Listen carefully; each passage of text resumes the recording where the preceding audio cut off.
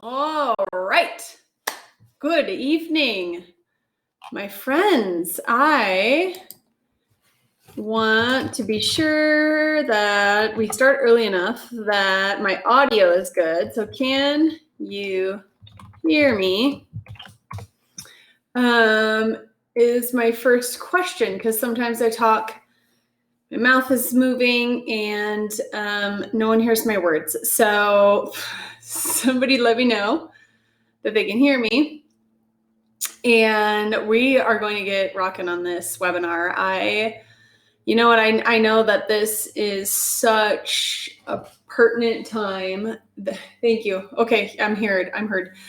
This is such a pertinent time for this conversation, obviously, where we're at with the fear, the stress, and anxiety of, I don't want to say the word, but where we're at today with this virus. I know that we've got a lot of people under fear. We've got families that aren't meeting for holidays. We've got people that are, just kind of hunkered down at home. And some of what I want to talk about is just to really help you guys understand how the immune system works. Because I found that that's really lacking, that we'll kind of pick up our beliefs from whatever, we call mothers, fathers, teachers, preachers tell us, and we'll kind of pick up our parents' habits, or we'll pick up, what the doctor said type habits. And to get a real basic understanding of how the immune system works, I think is going to be really, really substantial. And we're going to kind of take a real broad approach and then hone down in onto the immune system so you can really get a good understanding and put some fears at ease. That's what I've noticed most is people are stressed, and under stress, we get sicker. So we'll talk about that as well. Also, we kind of are throwing the baby out with the bathwater and trying to all of a sudden we stopped all of our values and tossed them aside, in a state of fear, instead of really taking a nice logical approach to what's going on. What's going on today with this virus, but then specifically for families who are already nervous because they're like, we're hitting into, this cold and flu season, call it a season, whatever you will, but we're gearing into this season. We're always ill. We're always sick. We got the sniffles. We know the flu's coming. We know we're going to be puking and vomiting and coughing. And now we're going to be more scared than ever to go out in public, to be with families, because now you're going to get the shame of, you're sick, shame on you. You shouldn't, be out. I heard a cough.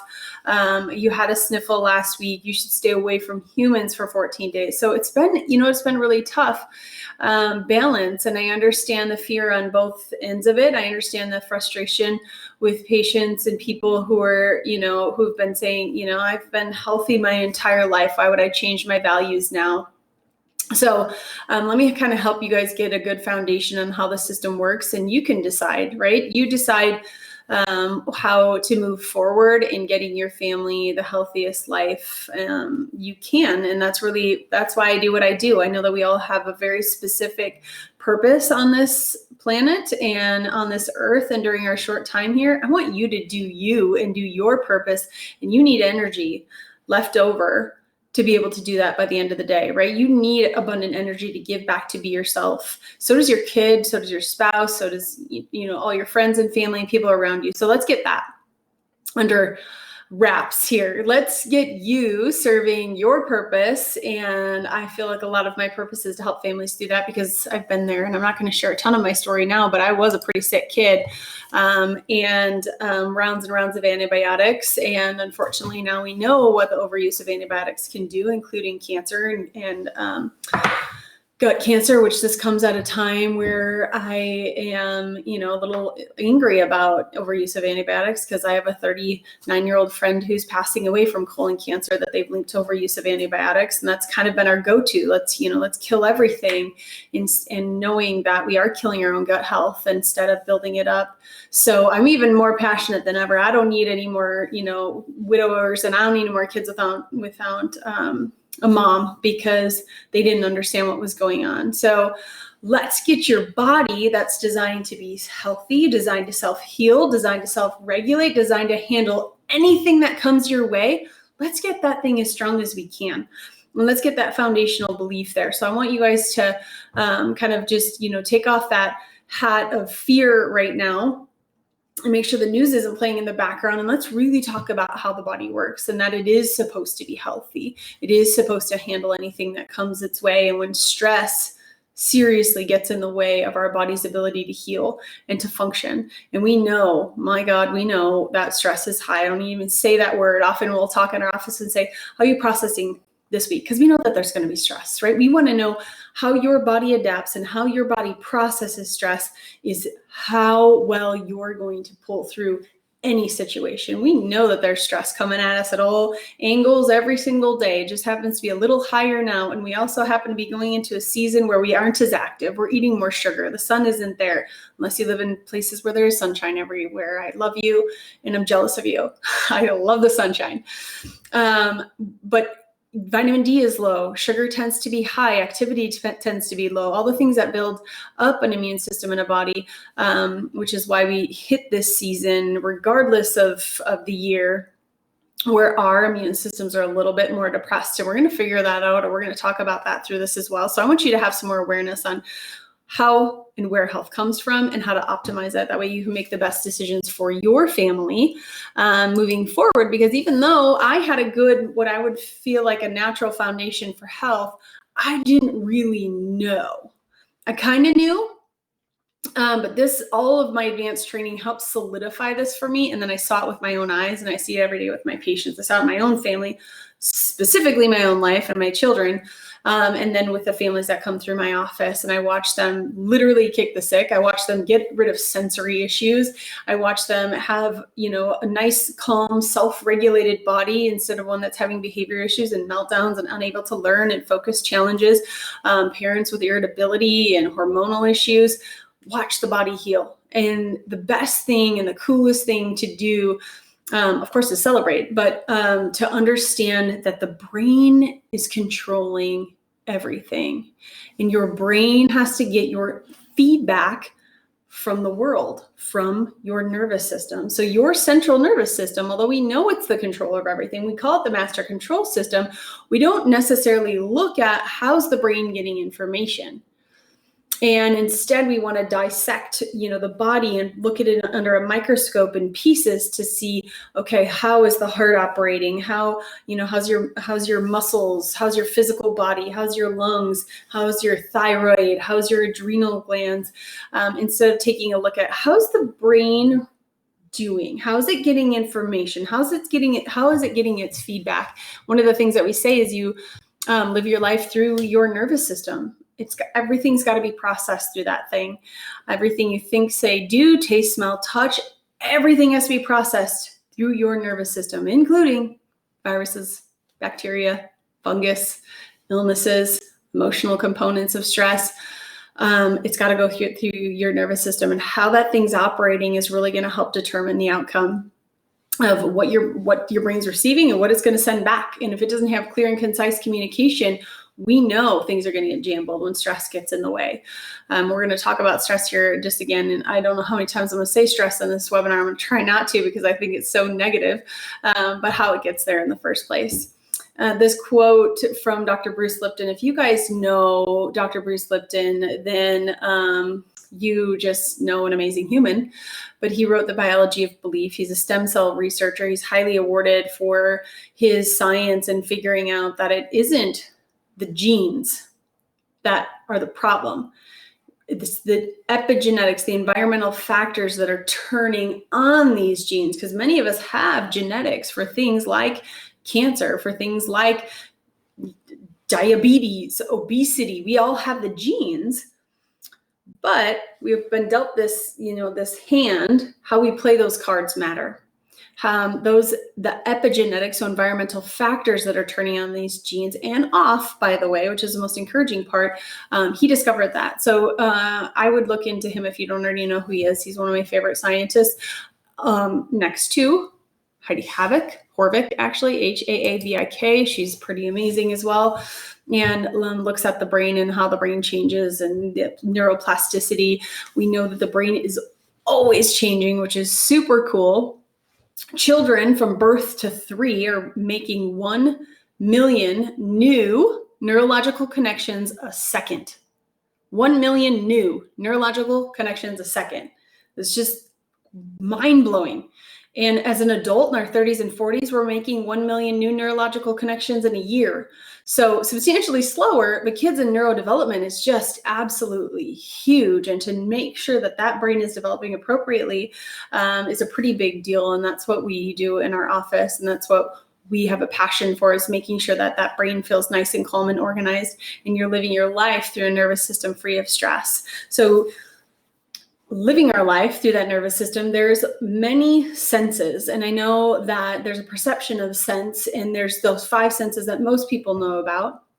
And 1 or 2 that we really don't pay much attention to, or maybe aren't educated on in school outside the 5 senses, is an enteric sense. So how do you feel inside? How's your body feel? How did that make you feel when you saw that person walking across the street who didn't look very friendly? How do you feel inside? Is your chest tight? Is your throat tight? Is there a lump in your throat? Did your heart rate go up? Is your stomach tight? Is there butterflies going on? Do you have to go to the bathroom? All of that enteric sense is really, really important. And we find people lack this quite a bit, and including sensory kids, which we work with quite a bit.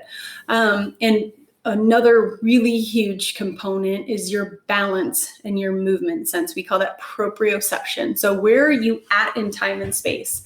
This one is so important, because obviously if we didn't have it, we'd be on the ground in on a lump heap. I don't know what I want to say. You wouldn't be standing, that's for sure. And we know how important proprioception is in an athlete, because we're looking at agility and reaction time, right? Where is their body exactly at in time and space so they can perform? What's important in our children, it's important as adults. We want to be able to move our bodies appropriately so we don't get hurt, so we don't trip and fall, we don't stumble. And in kids, that motor component of their nervous system is what's driving the development of that brain, which is highly important, coming up and crossing over and hitting the prefrontal cortex. So important. We know that kids and adults who are not activating a prefrontal cortex, which we're going to talk about here in a bit, are some of the most stressed and challenged people in bodies, because that's the part of your brain that's running logic. It's running the creative and calm and compassionate side of your brain and nervous system. And we've got a limbic brain, we call it your hind brain. Here's your prefrontal cortex, which keeps your limbic brain at bay. We have an analogy called flipping your lid, where your limbic brain takes over. That goes into more of a fight or flight component. So here's the thing. You can't be in a tight lid situation or a lid off situation. It's got to be one or the other. So you've got 2 modes in that your nervous system, 2 modes of operation in how it's picking up on senses. It's in fight or flight, rest, digest, heal, and repair. And they're inversely proportional, which I'll show you here on the next slide. Your fight or flight response is what we're under when we say the word stress. Fight or flight flips your lid, limbic brain takes over. We're dumping about 1,200 chemicals throughout the body to change the physiology of every single cell, because you need to survive whatever threat this is that's here. So your blood will start to be shunted from the internal organs out to your limbs to fight or flee. You're very reactive, you're very impulsive, your senses turn up. Hearing, vision, taste goes down, all the digestive things are turning down, enzyme production turning down, gut function turning down, immune function turning down. Because when you're under stress, when you're under a threat, your body cares about one thing, and that's surviving. That's handling the threat. And it doesn't care about anything else. It doesn't care that you ate a cheeseburger that day. It doesn't care that somebody coughed in your face and there's a virus in your face. It doesn't care if you're hungry, if you have to go to the bathroom. It cares about surviving. And what'll happen over time is we start adding so much stress to our lives that we start living there. Well, we all know people that live with a lid off all the time. They're impulsive and reactive, and you're like, I can't have a logical conversation with you. You're agitated and psychotic. And we know people that live with a real loose lid that can be triggered pretty easy and pretty often. And unfortunately, if they aren't always ill, their body's holding on to illness. They might feel okay, But so do people that have cancer. They feel okay until they're diagnosed. So do people that have a heart attack. They feel okay until they actually, have the heart attack. That enteric sense is missing. And we know that there's a problem with the nervous system. We know that there's a problem with feedback to the brain. Your brain's still doing what it needs to do internally, trying to adapt to the stress that you're adding into the system. Find somebody with osteoporosis and you're like, oh man, your bone density is really low. Thank God my body started stripping some neutralizing chemicals in out of my bones and putting it into my blood because I was so acidic. That's actually a mechanism of your body adapting to be healthier. It's a pretty important system. Our brain's always trying to adapt under stress, always trying to figure out what to do. And it's long-term stress that really gets in our way. And unfortunately, a lot of our kids have started life under stress. They've had either a really stressful pregnancy where mom is under fight or flight quite a bit. Maybe she's worried. I know I was with my kid. Maybe there's, something going on emotionally in the marriage, in the home, in, their office setting, in their practice. I had just opened a new practice with my child who was having croup often. Anyway, I'm not going to share much of his story, but this is what got me down this path of healing and really understanding how the brain works because his wasn't working well and learning well. Maybe that child had a very stressful delivery. Maybe there was intervention. Maybe there was an epidural. Maybe there was pulling and a C-section. Maybe that baby came out kicking and screaming and started life in fight or flight. Or maybe this was a slow build like my son was, and we didn't notice it till 3 or 4. But we know that the brain is the biggest energy suck of any system in our body. It's got to run the show, right? So most of the oxygen and nutrients are going to the brain. Outside of the brain, when your parasympathetic nervous system is missing out, you're going to miss out in digestion, immune function, which we know is largely in the gut, 70%, that immune system is in the gut, and then also endocrine, so hormone cycles. So for kids, growth factors. For adults, especially women and men with testosterone and estrogen. Ugh. So your parasympathetic nervous system is the healing, resting, digesting, calming side of your nervous system. It's what runs your immune system. It's what runs the digestive tract. It's what, as a child, grows the organs and glands. We require more rest as an infant, as a child, than an adult, but we do require enough rest to heal and repair from the stress we've experienced during the day. When we start to miss out on that, we start to create an imbalance that I'm going to talk about here next. But your parasympathetic nervous system is what is largely in control of running that immune system. So when you're looking at a body under stress, we're looking at a body missing out on parasympathetic and unable to fight the way that it needs to fight something and be more susceptible and opportunistic infections. So you cannot be in growth and protection at the same time. You cannot be in fight or flight or parasympathetic. At rest, we really want you balanced between the two. Your body shouldn't feel like it's in stress land, nor should it feel like it has to heal and repair. This exhausts the system, the fight or flight response. And once you're stuck in parasympathetic trying to heal, your body can't pay attention to everything else. And that's exhausted system. So I've got a slide on here, and maybe I'll try to make it even bigger for you guys. If I can do it. There we go. When we're looking at your parasympathetic and sympathetic nervous system, I want you to take a notice of, a couple things. You can see the imbalance here, right? Sympathetic versus parasympathetic activity. We want the solid line balance between the two. Sleeping, parasympathetic's high, sympathetic should be low. We do know people that are restless sleepers who have a hard time falling asleep and calming that fight or flight response, and those brains that are having a hard time shutting down. That's a fight or flight response, night terrors, things like that, especially when your motor system isn't turned off while you're at rest. So the control in the brain and the central nervous system, as you'll notice in this parasympathetic side, there's 12 cranial nerves, which we're going to talk about 2 of them. Look at this guy right here, large controller. This is vagus nerve, cranial nerve 10, which we're going to talk about here. You can see how it leaves the brainstem and innervates all of these organs to do the parasympathetic things that it needs to do. And then we've got another plexus down here doing bladder and some sexual reproduction and colon as well. So upper 2/3 is run by the vagus nerve of the gut. When we're over here in the sympathetic nervous system, you can see we've got a ton of nerve roots going on there, and all of the things that it's going to do. Constrict pupils over here in parasympathetic, dilate, because you have to see when you're running from your enemy. You have to inhibit your salivation. You obviously don't care that you ate something for dinner. It doesn't matter. We're slowing down peristalsis and all of the enzyme secretions. It's going to inhibit bladder contraction.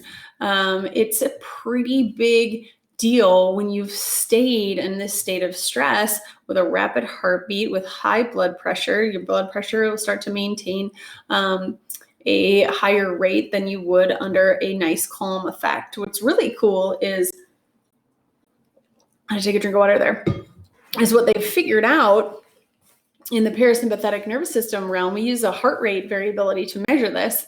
I don't have the picture. I'll show you here in a minute. We have something called a heart rate variability because we know the difference between a heart that's emulating fight or flight in parasympathetic, and we have a beautiful software system that's able to chart it on a graph. And what they've found, and even in Western medicine or in the medical world, is that parasympathetic heartbeat is what an infant in the NICU needs. And they'll even put a little electrodes under the table for that heartbeat to match up and emulate that so it can heal, because they know the babies under fight or flight stress are the ones that aren't growing and developing, aren't fighting infections, the bowel proliferation, and all the things that happen with our NICU babes that are under fight or flight. So it is really cool that we're learning more about it. We're learning more about the sympathetic and parasympathetic, but not necessarily, once again, how it's influenced. We know that we've got to avoid stress, and stress is something that's going to interfere with all of these processes, obviously, but not understanding exactly what might stress someone, and your nervous system is a big one. So when we start to have a shift between sympathetic and parasympathetic and we get stuck under stress, we call that dysautonomy. Your autonomic nervous system isn't working the way that we want it to, not up to par, not up to snuff. Digestive system's down, which we know has a high influence over immune function and endocrine function. And those in that order are the three systems that need a lot of energy as well. And so a brain under stress is one that doesn't want to eat well. Your brain just needs quick sugar. It just needs to survive. It doesn't want to sit down and have a lush, beautiful green salad or smoothie. It wants to be on the go. It wants chips, crackers, some carbs, give it something easy, maybe some fruit, and that's about it. It doesn't want to sit down and digest all these high dense nutrients. And some families who are trying, they'll start to experience the body's reacting to everything we eat. And that's what we call more of a leaky gut. But that's the same thing, where the body can't absorb nutrients because it doesn't get the supply that it needs, that neurological supply. The vagus nerve has been restricted, and we'll take a look at that here in a little bit, not running the show the way that it needs to. Parasympathetic nervous system activity is missing out. The tone is what we call the vagus nerve is low. And we've got what we call a perfect storm of a situation. And when the immune system's under stress, it's scary, especially during these times. Nobody likes to see their kid ill or sick, or what we call expressing symptoms. So you might ask a question to somebody, is a fever good or bad? And it might sound like a trick question, because well, why is she asking me that? I mean, it must be good. Well, if you were out hiking in the middle of the woods and you ran out of water and you needed water to survive, and you scoop some water out of a stream, what's the first thing you're going to do with that water? Are you just going to drink it? Some people, maybe if you're in a fresh mountain stream, right? Most people are going to heat it up and boil it to kill anything that might be in there, right? Isn't that awesome that our body does that? It recognizes an intruder and it starts to heat up to kill it. It's kind of cool. But if you were born when I was born, or around the time I was born, or had the same influence that my mom had, it was kill the fever, shut the fever down. And we're going to talk about that in a little bit, on how that leaves us more susceptible to illness. So I'm going to say the word stress again. There's 3 forms of stress that are going to interfere with our body. And I know you can't quite see this very well, but, oh, just kidding. It's me. I wanted that to be big, but maybe we can't get it bigger. Either way, you might be able to just read these words that are here. I guess my background got kind of in the way, but you can see there's chemical stress or toxins, there's physical stress or trauma, and there's emotional stress or thoughts. And they interfere. This says inflammation, irritation, and interference in the system. And stress gets stuck there. When you see this red word that's in the middle, it's called subluxation. We use that for neurological interference, where the stress has been stuck and where it can't get out of fight or flight. And that's our job, is to remove that. That's part of even the vagus nerve restriction that we start to see. It is under stress, and this becomes a perpetual cycle. And some people have a hard time breaking this cycle. They don't know what chemical stresses are in their lives, ingested, injected, inhaled, that are coming through, that our body has to process. Even though we think we're doing really great things with what we're introducing to our body, it can definitely be a chemical toxin in our lives. Physical stress, let me tell you this, guys. I know most people think, oh, I fell down and I got hurt, or I got in a car accident. That's a physical stress. Yes. But what's even more stressful on a system is not moving your body at all. Movement is life. So life in a screen, which I know you're probably all sitting at right now, life in front of a screen, life in front of a computer, life seated in front of a television, in front of a cell phone, that is a life that's not moving. And that's traumatic. Video games, more traumatic than it is, falling down. I would rather see a child running outside and playing and take a fall than one that just sat all day in front of a video game, because a stagnant, non-moving spine doesn't feed the brain. The brain is fed from movement. That proprioception component of it too. The way you move your body is how your brain is able to develop. Your brain has to get feedback from where your body is at. 60% is coming from the spine, which is really important. Then you need about 10% per limb. We know when we have spinal restrictions and neurological restrictions and stress and interference and all of the nervous system, we are going to see a stress to the brain that we might not know is there. Now, there's 300 trillion bits of information that reach your brain every second. You are consciously aware of 50 of those. And that's why I tell people that you need that enteric sense, but you also need to trust your gut. You need to pay attention to what's going on around you. Get your head out of the clouds or out of the screen, iCloud, and pay attention to what's around you, because we all know we could be walking down the sidewalk and see somebody in front of us. And without them saying a word to us, we can watch their body language, the way they're moving, how they're acting. We know if they're a threat or not. We know if we need to cross back across the street and not encounter that human. It's our nervous system. It knows it. It is very intelligent like that. Now, sometimes we have someone in our lives that's a threat that we, out of love, allow in our lives. And that is our system constantly under stress and a threat. And it doesn't feel good. It doesn't feel good to your body. And that's where you're going to see that cycle perpetuating. And here's the thing, whether you are in an emotional, stressful situation or you're thinking about that emotional, stressful situation, your brain gets the same response. It doesn't know. It's going to respond as fight or flight. And then you continue to think about it. That's trauma, right? Something emotional that your body can't handle is a stressor that's there. And your nervous system, you guys, sorry, I got to look to see them move. Your nervous system never forgets. It never forgets. It knows everything. It picks up on everything, just like it picked up on the person walking towards you on those nonverbal cues that they aren't safe. Your nervous system knows what went on around you at the rate of 300 trillion bits of information every second. When we are out and about and fearful and stressed, right, the hand washing and masks and hand sanitizer everywhere, because we're so afraid of this virus, and we're trying to once again throw the baby out with the bathwater instead of building up our nervous system, building up our immune system, doing the things that we know are right. And this is a threat.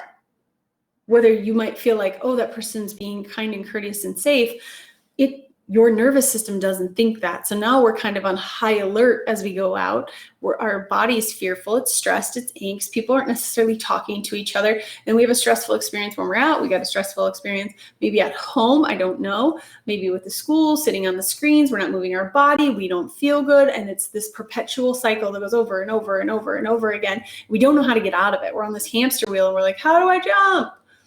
How do I want off, but I don't see any light at the end of the tunnel here. I don't see the light at the end of the rainbow. And what we find is our job as chiropractors is to help a nervous system optimally function. So it can, not that it will avoid stress, not that stress never comes our way, but it can adapt to stress because it can process stress appropriately through all of your senses. The coolest part they found when under chiropractic care, when they hooked people up to electrodes to figure out what's happening. Because most people think of chiropractors like neck pain, back pain, headaches, I don't know, maybe a shoulder injury. They're not thinking about chiropractic for immune function. They're not thinking about it for overall tolerance of stress. They're not thinking about it for sensory issues for kids, speech issues, immune function that we see. We just sat down with a mom with a little guy with pandas. If you know what that is, it's a repetitive strep over and over that causes inflammation in the brain and a change sometimes in personality, which all viruses can do, but we can talk about that in a second. What we want to do is make sure that that nervous system is running up to snuff, and then they're aware of some of the stressors they can choose to remove from their life. Sometimes we can't necessarily choose. A lot of times we can.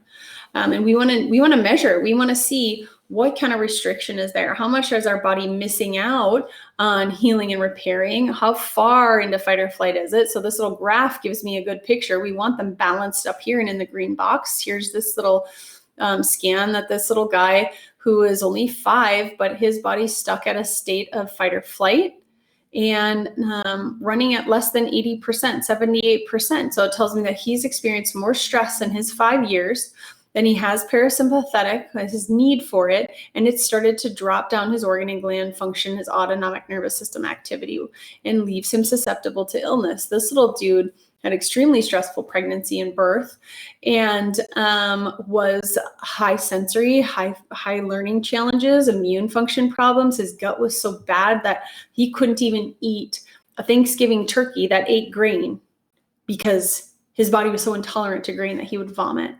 And now his life has been substantially changed. She's been under chiropractic care, which they saw a huge turnaround right away before he got to be the life that he's living right now with well care, that he was not able to handle stress. He wasn't able to handle viruses at all, illnesses at all. He kind of had the bags under his eyes, and he wasn't sleeping, and he was having fight or flight challenges and night terrors, not being able to sleep and missing out on parasympathetic. And this mom had tried everything, toxin-free, chemical-free. She had stopped every Western medicine thing she was doing and started doing all natural, all the therapies, speech therapy, seeing a neurologist, seeing an endocrinologist, all the things she could do for him, and didn't know he was stuck under fight or flight from birth. We're going to take a look at another scan that we can find, and just started life, unfortunately, in fight or flight and stayed there. He never was able to leave that system.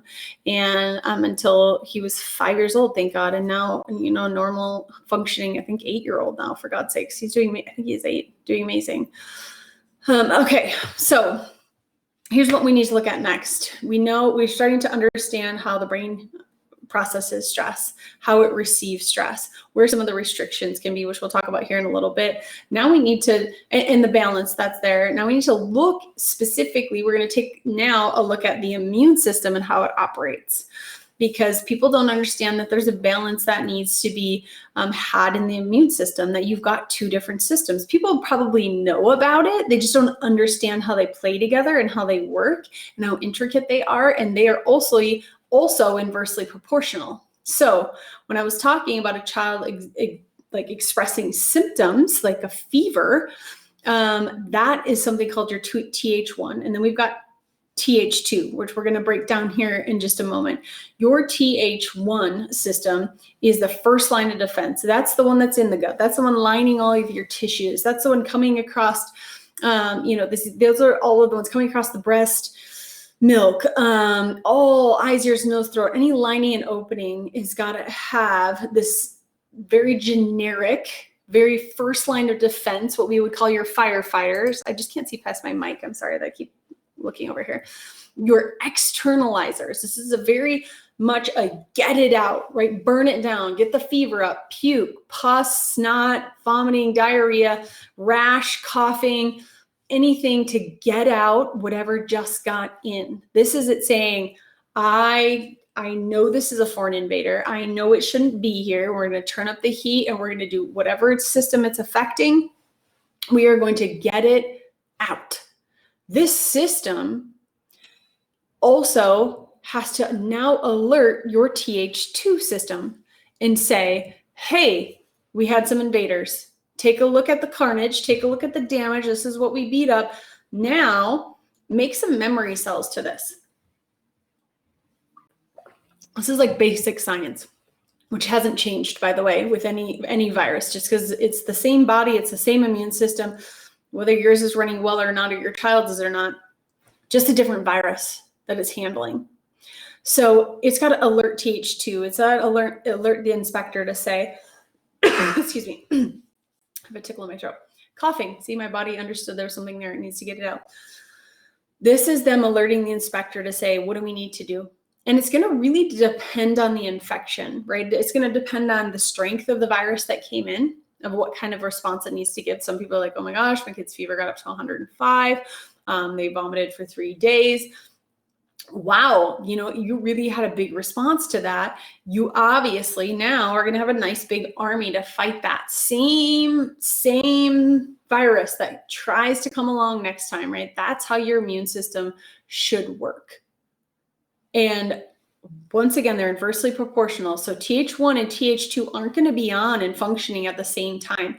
We have to follow a cascade of events of it's entered in through a system, whether it's the eyes, ears, skin, nose, throat, mouth, it's got to enter. Then that system where it's in the whole lining of that gut, lungs, trachea, all of that digestive system recognizes it shouldn't be there and it starts to react, then trigger Th2 for memory cells. Now, I know I have a lot of different things that are on here and you don't necessarily have to follow all of these, but if you're somebody that loves, science and neurology and the immune system, you've probably heard of some of these things. And here's the biggest thing we need to look at. We're talking about your Th2 system, that specific immunity. That's what you're getting from your mom. That's what's coming across the placenta. That's why you would do like an antibody titer test to see what you're immune to when you're pregnant, to know what you're giving your baby through that placenta. That'll tell you whether or not your baby is going to be immune to whatever it might be, chicken pox, for example. And I was immune to chicken pox. I never had chicken pox as a child, nor did I get a chicken pox vaccine as a child. But somehow along the way, I was introduced to chicken pox. And I know I was because my siblings had it. Never expressed chicken pox, but immune to chicken pox. Isn't that interesting? And then some of the things that I was vaccinated for, the MMR, I was not immune to rubella. Here's the thing.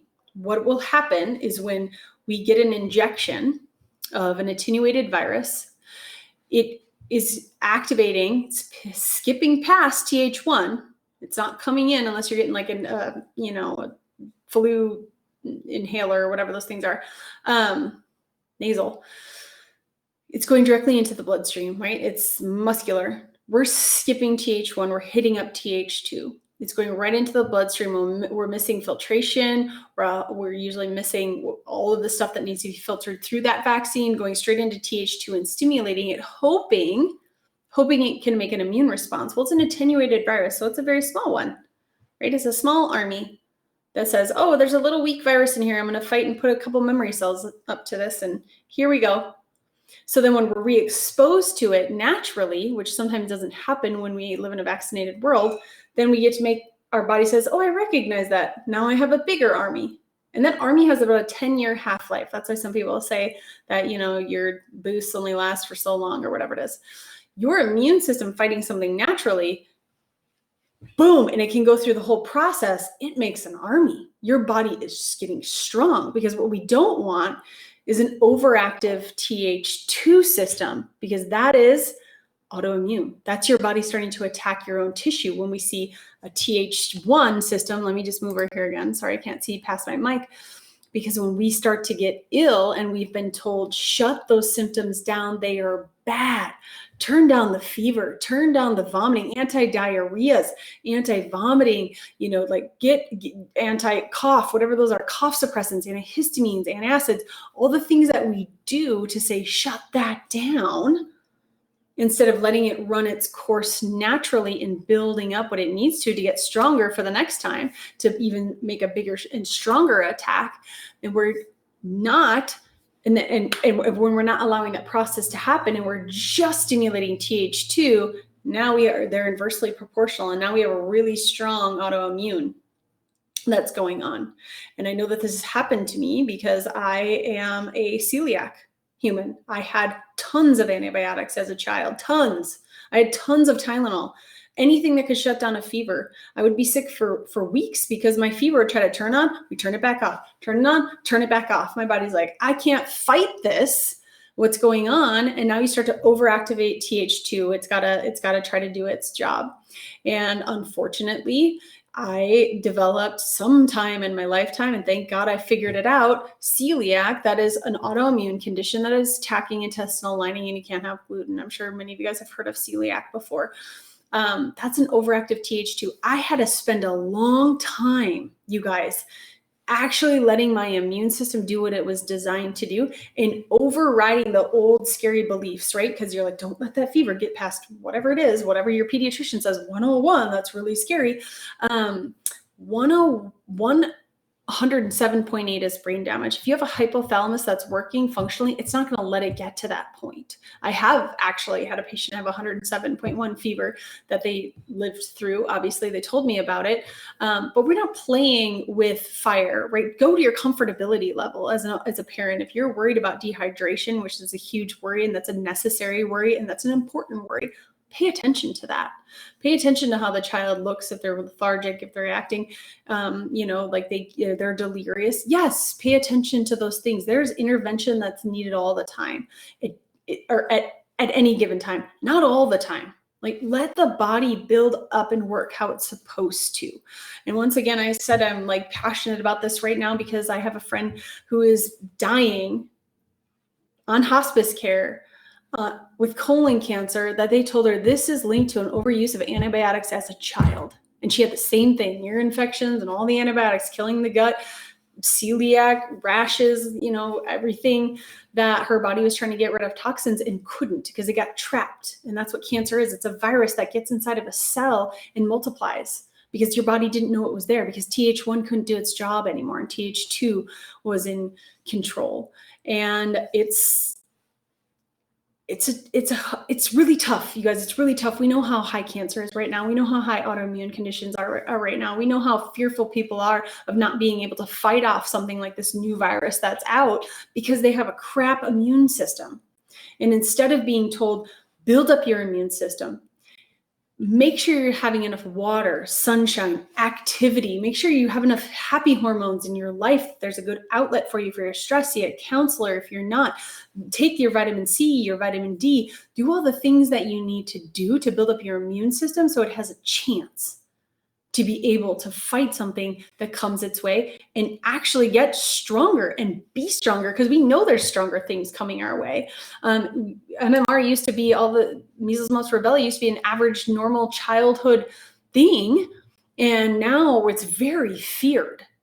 I mean, we make it look like it's god awful, and yeah, we probably have known children who've gone through measles and like, man, that was a son of a gun, and that was really tough. And I look at the generation who had it, and I'm like, man, I'm kind of jealous of your immune system. And the parents that I talk to that have the same mindset I do, they're like, heck, I have the strongest immune system ever. And I had all of these childhood illnesses. We've known that people that are able to handle those sorts of illnesses have a stronger chance, or a less likely chance. They've linked non-Hodgkin's lymphoma to that. It's a big deal, you guys. We've got to make sure our bodies are running the right way, and we aren't looking like this. So here's what an overactive Th2 system looks like. It looks constipated, right? It looks like swollen tonsils.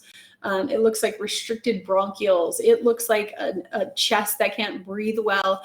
It's like even constipated gut, the ears that can't drain, the infections that are getting in the ear because the mucus can't move through. We call them poor plumbers. And often they'll look like these little bags that are under their eyes. Their body can't process and moves things through. And movement is life in every aspect of the term. Movement is life. You have to move your body. We can all picture an elderly person just like shuffling along the way, and they're fall risk, they're like balance as unstable. We know all their organs have been turned down. And then we can see somebody who is vibrant and active and their body works great. It moves things through the system spectacularly. But then we also will see kids who look like this that have behavior issues. They have no enteric sense. They've got sensory issues because their senses are all sorts of wacky and their fight or flight response is on. They might have the high sympathetic, really high Th2, and they don't feel good. So they've got poor behavior. We have a whole sensory and battling behavior workshop that we do. We've got allergies and autoimmune thing that we do that we get into this even further depth with this. We've got something, this one called Kick the Sick. We've got a gut health one, a happy tummies one, where we can get into the weeds a little bit more. And I know I'm 45 minutes in and still like obviously talking to you guys just about building up your immune system, paying attention to what's going on and getting some new values around building up your body and understanding how it works, and just getting like a basic science understanding of what's going on and how stress interferes with the body and causes irritation, inflammation, and endocrine changing of function and turning down the gut and turning down the immune system, to know what to do. And then how do you build it up? Through movement, through being healthy, through healthy thoughts, through healthy food, feeding your cells well, making sure you're neurologically connected well. And if there was too much of those physical, chemical, and emotional stressors in your life, and it probably got ahead of you, you need to get back ahead of it and be more adaptable to stress. You need to come get a neurological scan at our office and see, how well am I functioning? Am I at a capacity of only 60% to fight off an illness? I probably want to be here. We know that adjustments keep that prefrontal cortex on. We know that it helps us manage and handle stress better. We know that it gives us a calmer, more organized system. I've seen it every single day with myself, and I see it every day with my patients. That's called clinical science. And thank God we get to see that and watch families change around where they were fearful of what's going to come next. You know, is my kid going to eat a peanut and go into complete anaphylactic shock? Is my child going to eat turkey from a grain-fed turkey and go into anaphylactic shock and have poor behavior for the next 2 weeks until he detoxes from it? You know, what's my kid going to look like? Does he have pandas? Can he fight off the next infection?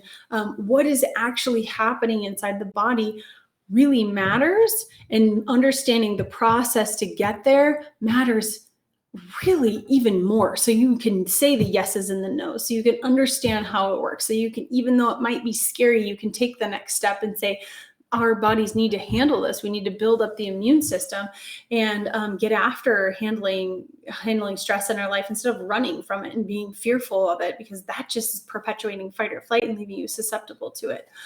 And this vagus nerve, remember that one intervention intervention, oh my God, it is an innervation that's running upper 2/3 of the gut, running your parasympathetic nervous system, stimulating this parasympathetic nervous system. It has a tone. And some of you who might be listening know about the polyvagal nerve theory and all of that. Your vagus nerve is one of 2 cranial nerves of the 12 that leave the cranial vault and wander. The other one is spinal accessory, and it does this movement in the head and neck, and hence like plagocephaly and torticollis. Those are usually both affected in birth trauma. Your vagus nerve gets very restricted during birth, and you might have had a beautiful birth. You may not have.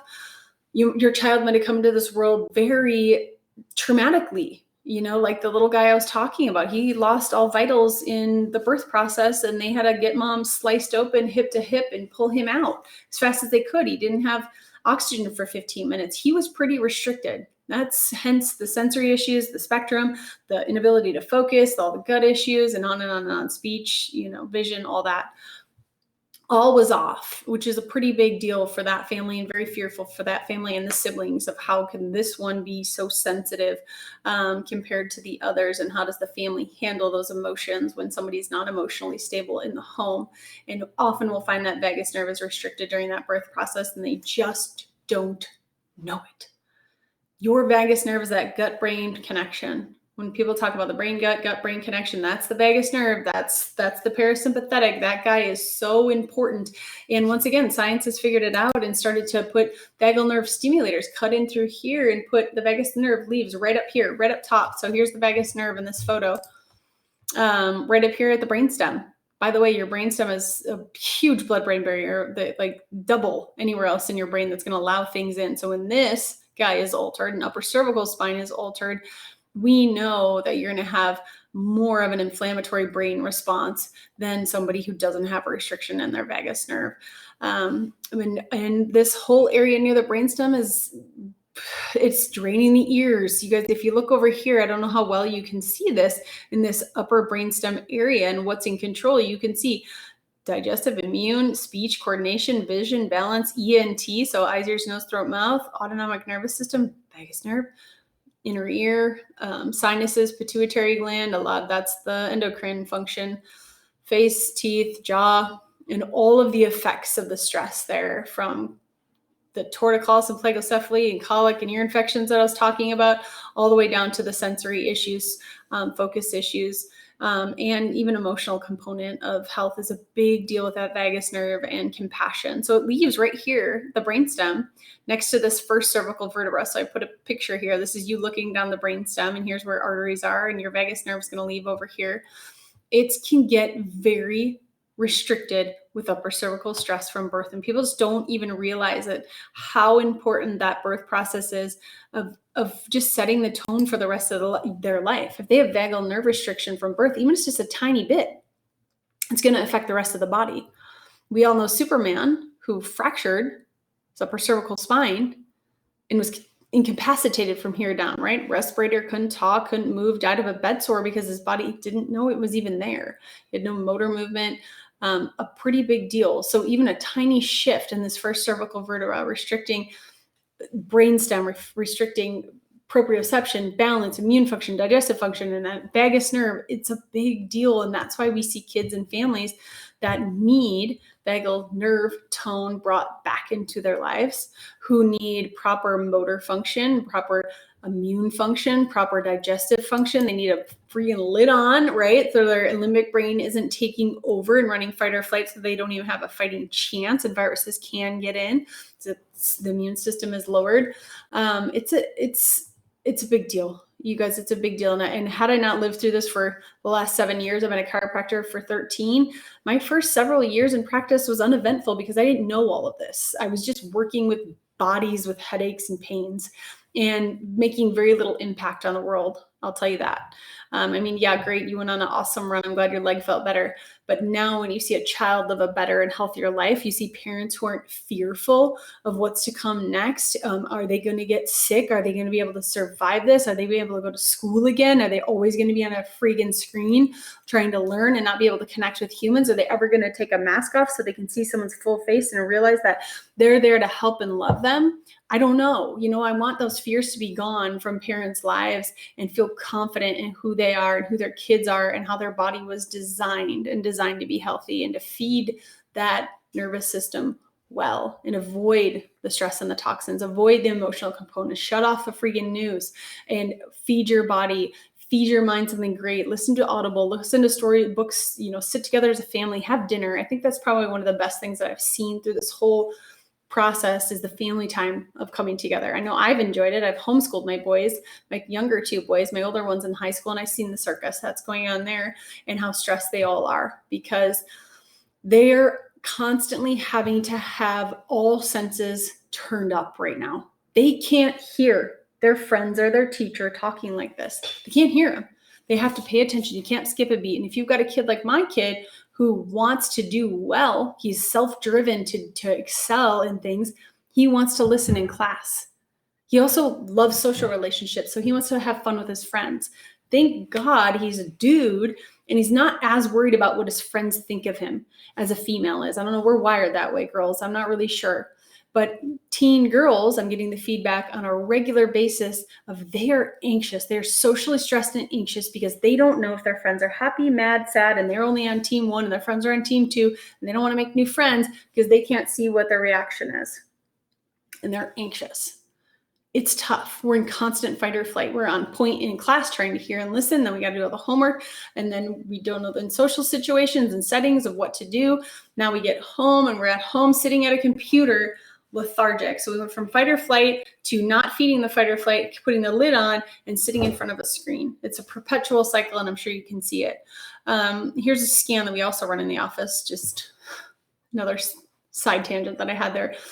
Another scan that we run in the office to look just how much neurological interference is there in that upper brainstem. This is a thermography scan that's taking about 1,000 pictures a second of the spine to see where's the stress, where's the interference, where's the neurological confusion, where's there tension in the dural sheaths, where is there a temperature change inside the body. We know the brain and body have to have that free flow, right? Between brain and body, no interference. It needs cerebral spinal fluid, it needs neurological impulses, it needs everything to be beautiful and free. And when there's restriction, there's stress, and the brain's not getting the feedback the right way. This is that little dude's scan that I was talking about. Despite all of his mom's best efforts and therapies and, toxin-free home, gluten-free, casein-free, the kid could have nothing that wasn't 1,000% natural and still reacting to things and not having regular stool and bowel movements. And you can see just how much restriction he had in this upper cervical spine. Obviously, you don't have to be a physician to look at this and say, well, that doesn't seem right. That's a lot of stress in an upper cervical spine. That's a lot of restriction. That's a lot of altered sensation. That's living your life through a very, very stressed lens. And unfortunately, he was kind of born into that. Thank God he's alive. Thank God the medical world was able to bring him back. And he has the life that he has now. And the family has also, they brought the rest of the fam in under care because they want all of their kids to live a health-free or a neurologically free from stress nervous system and a healthy life, and understand that the bodies are designed to be healthy. They're designed to self-heal. They're designed to self-regulate. They're designed to handle stress. Stop beating at stress, obviously. Choose your stress wisely, as I would say, and honor the way the body works. Honor the process. Make sure that you aren't bombarded with stress, that you kind of take yourself out of a cesspool if you're in that, and make sure your nervous system is running up to snuff. Make sure you haven't been living with neurological interference your entire life, and everything that you've tried has just worked to a certain point. Right? You hit this plateau. Man, you're just working out so hard at the gym. You're trying all these supplements, this dietary plan. You're trying to balance your hormones, trying to get your kids to eat new food. You're trying to get a healthy diet and a healthy routine and journal and meditate. And you've got a subpar system. You have to try harder and harder and harder. And instead of having a system that's optimal, that's operating to its potential, then everything you do is more streamlined. It's easier. It's well received. The gut's free of interference, and it can now heal. It can now tighten those junctures. It can now give the nutrients back to the brain. It can now run the peristalsis the way it needs to. The enzymes are all running all the upper GI systems are running the way that they're designed to run. It's a big deal. I know I keep saying that. It really is. It matters. And it matters that you and your family have enough energy to give back and serve your purpose and have a great experience in this world and on this life and in this planet. Whether your beliefs are at the end of it, I don't know, but I know that you're here for a short time to serve and to be able to serve others. And we can't give back to others when we're stressed. We can't give back to others when we aren't feeling our optimal potential and we have no energy because it's being sucked up in non-productive ways, in stress, in all the things we talked about. I can't believe I said stress again. I'm sorry. So if you aren't already a patient in our office, we would love to see you. We'd love to see you have a healthier life, to have a more energized life, to have a better experience, to reach your potential. To come in our office is just any person off the street, it's $189. If we're looking at a really complicated case, which we do see, it's $300. When you watch these webinars, and you should have an offer at the end of this as well, or on an email, it's $100. And you just need to tell my team you have a VIP webinar voucher. And we're going to honor that and get you those scans, get you a consultation with a doctor, and get you a report that says, here's what you're going to need financially, energy-wise, all the things moving forward so that you can have a healthier life and you can choose to get the stress out of the system and then live that way. Because we know we can't put you in a bubble. We know that we can't, but we know you can make better stress choices, and then we're there to help you take care of the rest. I know one of the questions people ask me, and this, I stuck this here on the end, is how long is it going to take? How long is it going to be before we see a change? And here's this really cool graph from Center on the Developing Child at Harvard, where they saw here is the age across the bottom, so 2 to age 70. Here is the brain's, or the amount of effort that it takes for the brain to change, and here's the brain's ability to make a change. Look at that. Still making changes at 70, obviously substantially. When I said birth to 3, you're making 1 million new neurological connections a second, less energy that's going to take, less amount of effort. And the older we get, it does get a little bit harder, but I've seen some really wonderful people in their 70s and plus living their best life. And that's encouraging to me. That's encouraging. It should be encouraging to everybody, quite honestly. Sometimes we think we get to a point of like, stuck here and that's it. And I don't believe it.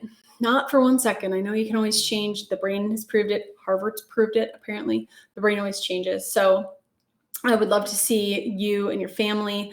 I know that this was supposed to be live and it wasn't. So I apologize. We're here online. I'm sure you're sick of watching online things. You would have loved to come in. Sorry that didn't work out. But I would love to have a consult with you guys. If you guys have further questions, set that up, give our office a call, and get something set up with us to get you and your family on a healthier path. Thanks, guys.